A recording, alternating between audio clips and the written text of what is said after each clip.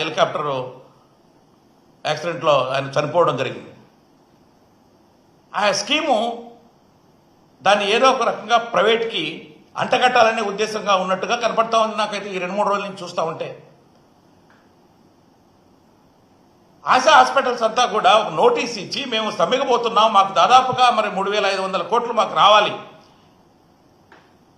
అని సమ్మె నోటీస్ ఇస్తే కూడా పట్టించుకోకుండా వాళ్ళు సమ్మెకి వెళ్ళిపోతుంటే కూడా రోడ్డు మీద పేషెంట్లంతా కూడా పడే విధంగా ప్రభుత్వం చూస్తుందంటే ఈ ఆరోగ్యశ్రీని మరి నాశనం చేసేసి ఏదో ఒక ప్రైవేట్ సంస్థలకి ఈ మధ్యలో చూస్తున్నాం. ప్రతిదీ కూడా ప్రభుత్వం ఏదో ప్రైవేట్ సంస్థలకి ద్వారా చేసుకుంటూ పోతే చాలా బాగుంటుంది, రాష్ట్రం బాగుపడిపోతుంది అని.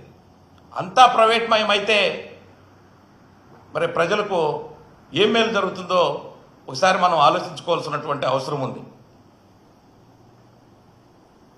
ఈరోజు అదేవిధంగా ఎంప్లాయీస్ హెల్త్ స్కీమ్లో మేము ఉద్యోగస్తులు పెన్షనర్స్ ఎవ్రీ మంత్ మేము కడుతున్నాం డబ్బులు.